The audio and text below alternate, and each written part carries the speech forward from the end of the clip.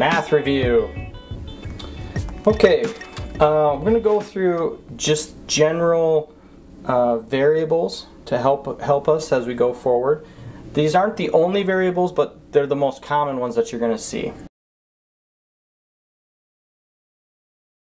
So we have the final position or just position, the initial position, change in position, the time, the velocity or the final velocity, and then the initial velocity. A is acceleration. Now, like I said, these are not the only variables that you will see, and it's not the only combinations that you'll see. Oftentimes these subscripts can be very informative, and oftentimes they will include a dimension.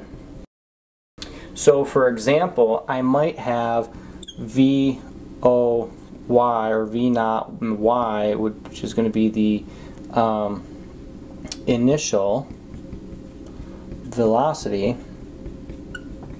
in the Y dimension. And so it can get a little bit confusing especially when you see these types of subscripts, the X, Y. Well, X is position, but Y is in the Y dimension. So this could be, sometimes this is expressed just as a larger Y. So lots of different conventions that people use, and you're just going to have to mix and match and try to read into these subscripts, and don't let them scare you off. Variable manipulation. Now, as I've mentioned earlier, this is not a math class explicitly, but we will kind of cover some basic math operations. Just as a refresher, if I took a simple formula like this, the position is equal to the initial position plus a velocity over a given time, I might want to solve for time, for example.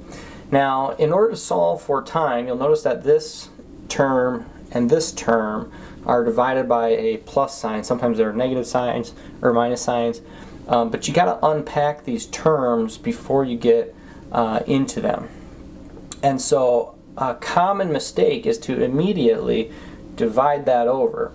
But because it's being added, I actually need to subtract it away, right? So I would subtract both sides by minus X naught, and when you disperse that into both sides of the equal sign, you get that, and then obviously these go away.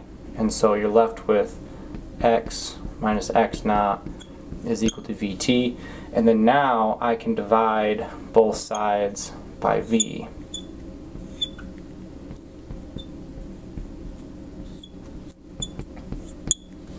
A few things that I do to try and keep these straight is, if I have to write half steps, I would include them and then show my work like that.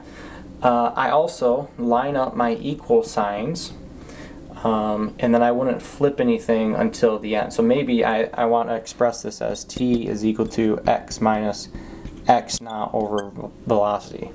And that's fine just to flip it at the end, right? And this would be my answer. So this is called a symbolic solution. So if I give an equation, can you manipulate the variables to solve symbolically for what you're looking for? We will use trig properties in here very frequently when we start dealing with vectors, and all forces are going to be vectors, and so this will become very important as we move forward throughout the year. We'll just start with a typical triangle with an angle. This leg of the triangle is opposite of the angle, and this one is adjacent. This one is the hypotenuse. Another thing to keep in mind is that all of these angles add up to 180 degrees. And that's useful because if I find this angle through one of these SOHCAHTOA methods, then I will also know that angle, because 90 plus this plus that will equal to 180 degrees. If we relabel this triangle, Pythagorean's theorem a squared plus b squared is equal to c squared, and we can often change that to solve for c. And this will become necessary when we start changing from polar to rectangular form of vectors. So let's review those SOHCAHTOA. So SOHCAHTOA, if you haven't memorized this, this is the sine of theta is opposite over hypotenuse, the cosine of theta is adjacent over hypotenuse, and the tangent is a tangent of theta is equal to opposite over adjacent.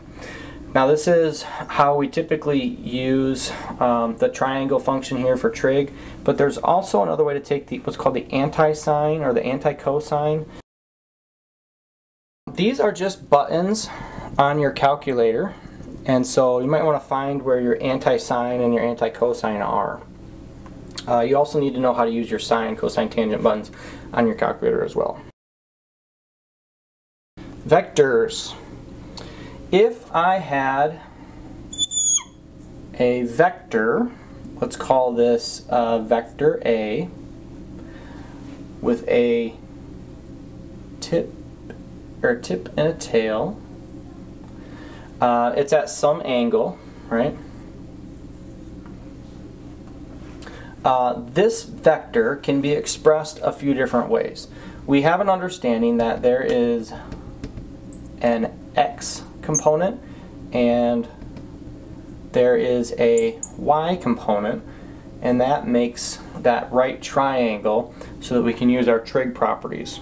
Always measure the angle from the horizon unless otherwise specified. We also have, we're going to use those trig properties and go ahead and solve for this leg, which is going to be r cosine of theta, and then this one here is going to be r sine of theta, and that comes directly from the trig properties if you call that vector r.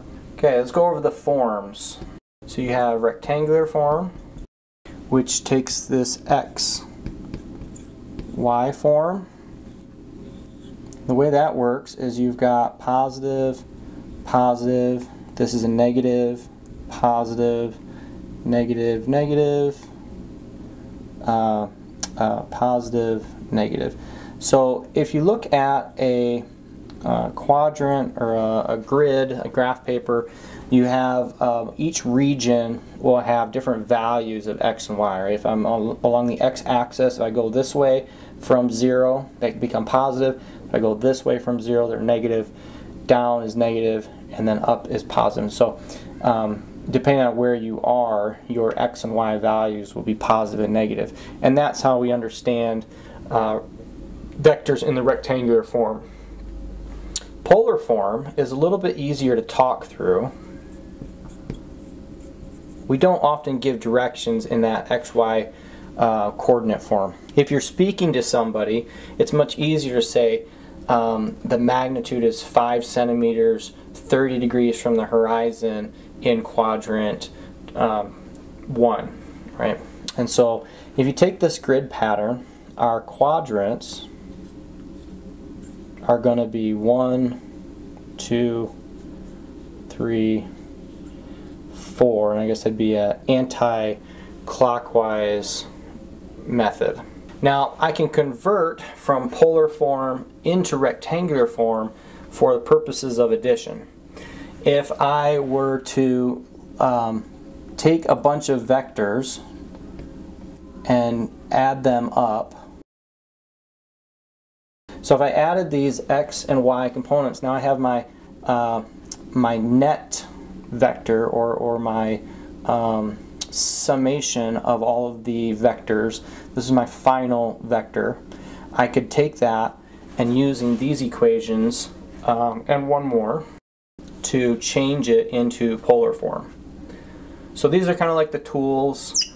This is what the tools mean, and then you've got two different ways to write vectors, and then if you wanted to do a vector addition, then you could take the polar form that you were given, convert it into rectangular form, add them up like you'd add anything up, and then you could go back into polar form depending on your need for this process. So these are kind of like a vector toolbox.